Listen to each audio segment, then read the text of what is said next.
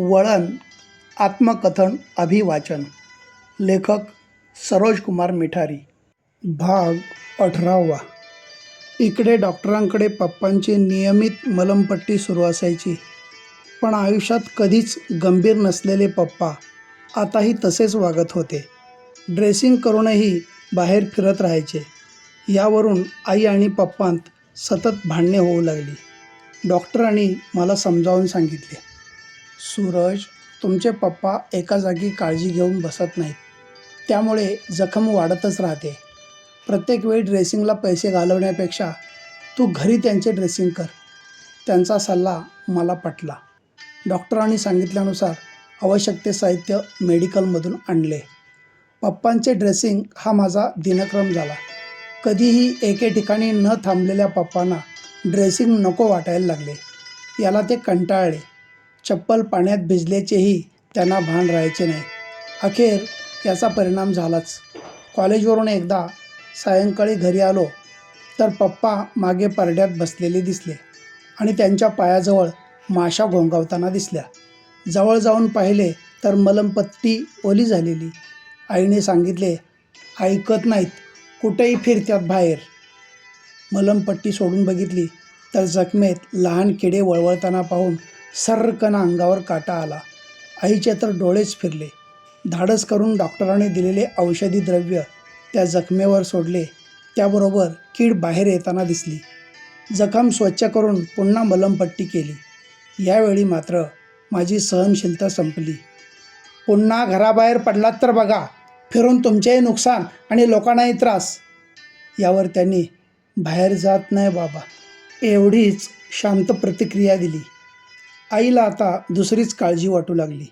ती म्हणाली, बाळ, तू हे करतोस खरं, उद्या तुला काय झालं तर. तिची भीती रास्त होती. आई, पप्पांची औषधे नियमित सुरू आहेत. औषधे वेळेवर घेतलेल्या रुग्णाकडून कोणताही धोका नसतो. त्यामुळे काळजी करू नको. मलाच काय, कोणालाही काही होणार नाही. आणि आईवडिलांना झाला म्हणून मुलात हा रोग येत नाही, हे मी तिला समजावले. पण ती ऐकायला तयार नव्हती. तुझं कॉलेज आहे, अभ्यास आहे, किती दिवस असं घरात करत राहणार, हे काही ऐकतील असं वाटत नाही. आयुष्यभर माझ्या मागं वनवास लावला आणि आता माझ्या पोराच्या मागंही लावला. आईनं पुन्हा काळजीचा सूर वाढवला. आई, पप्पांनी काय ठरवून मागे लावून घेतले काय? आयुष्यभर लोकांनी त्यांना खोळा म्हणून हिणवलं. त्यांनी काय थोडं भोगलंय? आज त्यांच्यावर वेळ आली तर ते कुठं जाणार? त्यांना यातून आपण बाहेर काढूया. माझ्यासाठी तुम्ही दोघेही महत्त्वाचे. या माझ्या बोलण्यावर आई शांत बसली. बहिणीपासूनही फार दिवस ही गोष्ट लपविता आली नाही. तिलाही ऐकून मोठा धक्का बसला. पण तिची समजूत काढून काळजी करू नको असे सांगितले. आमच्या प्रयत्नांना यश मिळाले. आईनेही उसंत घेतली नव्हती. या काळात तिने कामाला जायचे थांबून दिवसभर पप्पांची काळजी घेतली. अखेर पप्पांचा पायाचा अंगठा वाचला.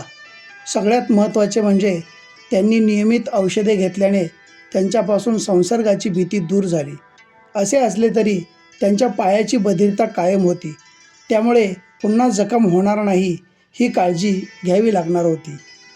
पप्पा आजारातून थोडे बाहेर पडले. आता ते नेहमीसारखे काम करू शकत होते. पण त्यांच्या तळपायांची बधिरता कायम असल्याने ती काळजी घेऊनच त्यांना काम करावे लागणार होते. एरवी त्यांच्यावर काही अवलंबून नव्हतेच. आई निभावून न्यायची. पण त्यांचा स्वभाव शांत राहण्यातला नव्हता आणि त्यांचा हा हट्टी स्वभावच त्यांच्या आयुष्याला घातक ठरला. पप्पांनी नेहमीप्रमाणे पिशवी खुरपे घेऊन कोल्हापूरचा रस्ता धरला आणि वाळलेली जखम पुन्हा उफाळून आली. एक दिवस कामावरून ते रात्री घरी परतले. चप्पल काढून आत आले तर एक चप्पल पूर्ण रक्तमातेने मळलेली दिसली. शंका येऊन त्यांचा पाय पाहिला तर यापूर्वी केवळ अंगठ्याला आलेली जखम त्यांच्या पूर्ण तळव्याला झाली होती. त्यांच्या स्वभावानुसार निष्काळजीपणा पुन्हा भोवला. पुन्हा रक्त पुसणे, जखम साफ करणे, मलमपट्टी करणे सुरू झाले.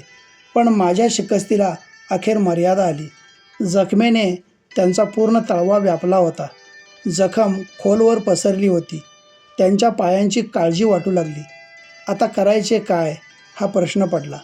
घरात उपचार करणे आता शक्य नव्हते. पुन्हा प्राथमिक आरोग्य केंद्र गाठले. त्यांनी तपासणी करून पप्पांना शेंडा पार्क येथील कुष्ठधाममध्ये उपचारासाठी दाखल करण्याचा सल्ला दिला. माझ्यासमोर मोठे संकट उभे राहिले. कुष्ठधाममध्ये असणारे रुग्ण आणि त्यांच्या वाट्याला आलेले जगणे हे पप्पांच्या वाट्याला येऊ नये म्हणूनच तर कित्येक महिने मी झटत होतो. एकदा तिथे दाखल केल्यानंतर येणारी सामाजिक अवहेलना त्यांच्यासह आता आमच्याही वाट्याला येणार याची भीती वाटत होती. या माणसाने थोडे ऐकले असते तर आज ही वेळ आली नसती म्हणून त्यांची चीडही येऊ लागली. दवाखान्यातून घरी येईपर्यंत मी त्यांच्याशी बोललो नाही, पण त्यांचा तो माझ्याकडे निरागसतेने पाहणारा चेहरा मला हेलावून टाकत होता. घरी आईला सांगितल्यावर तिच्या शरीरातील बळच गेले. समजावायचे कोणाला, आईला की पप्पांना, हेच समजत नव्हते. बाळ तिकडं मला किती दिवस ठेवतील या त्यांच्या प्रश्नाने तर मला अधिकच चिंतित केले. आयुष्यात कधीही एक दिवस दवाखान्यात न गेलेल्या पप्पांना आता मुक्कामासाठी तिकडे जायचे होते. रात्री कपडे अंथरून पिशवीत भरून ठेवले. पप्पांना दाखल करायचे आहे हे कोणाला सांगण्याचेही मला धाडस होत नव्हते. सकाळी लवकरच आई पप्पांना घेऊन शेंडा पार्क येथे पोहोचलो. डॉक्टर अजून यायचे होते, पण आम्हाला पाहून तेथे असणारे इतर रुग्ण जमा होऊ लागले. अनेक रुग्णांच्या हातापायांना बांधलेल्या मलमपट्ट्या, जखमांनी विद्रूप झालेले चेहरे, बोटे झडलेले हात, हे सर्व पाहून माझ्या पोटात गोळा आला. भीती वाटू लागली. पप्पांकडे पाहून तर मला रडूच कोसळले. बाळ आता नशिबात असेल तसं, असे म्हणून आईने मला शांत केलं. डॉक्टर आले. पत्र पाहून त्यांनी पप्पांची तपासणी केली. त्यांना दाखल करून घेतो, तुम्ही त्यांना त्या खोलीजवळ सोडा आणि निघा असे आम्हाला सांगितले. किती दिवस लागतील हे विचारल्यावर त्यांनी माझ्याकडे आश्चर्याने पाहिले. अहो किती दिवस म्हणजे? तुम्ही इतके दिवस घरी ठेवून घेतले, आता पुन्हा ठेवणार का घरी? डॉक्टरांचा हा प्रश्न मला समजला नाही. इकडे एकदा पेशंट आला की मरेपर्यंत इकडेच, डॉक्टर बोलले. असे काय बोलताय डॉक्टर? हे बरे होणार नाहीत काय? असे विचारताच ते म्हणाले, बरे तर ते आत्ताही आहेतच, फक्त जखम तेवढी आहे. पण एकदा पेशंटला येथे आणून सोडले की परत घरचे येत नाहीत आणि घेऊनही जात नाहीत. हे बघा, हे येथे दिसणारे पेशंट वर्षानुवर्षे येथेच आहेत. रुग्ण मेला तरी यांचे नातेवाईक पाहायला येत नाहीत. डॉक्टरांचे हे बोलणे मला आवडले नाही, पण ते वस्तुस्थितीच तर सांगत होते. साहेब, मला बाकीचे माहीत नाही. मी वडिलांना न्यायला कधी येऊ सांगा. या माझ्या प्रश्नावर मात्र ते गंभीर झाले. माझी चौकशी केली व काही महिने लागतील तसे आम्ही तुम्हाला कळवतो असे डॉक्टरांनी सांगितले. ते ऐकताच मगापासून शांत बसलेले पप्पा मात्र रडायला लागले. डॉक्टरांना पप्पांचा स्वभाव सवयी सांगितल्या तेव्हा काळजी करू नका असा धीर त्यांनी दिला. आता आमची निरोप घेण्याची वेळ आली होती. पप्पा, आम्ही येतो दर आठवड्याला भेटायला तुम्हाला, पण तुम्ही येथे सांगतील ते ऐका, भांडणे करू नका असं मी सांगत असतानाच बाजूला उभे असलेले 2 वयस्कर रुग्ण माझ्याजवळ आले आणि म्हणाले, दादा तुम्ही काळजी करू नका, आम्ही यांना काय लागेल ते देतो.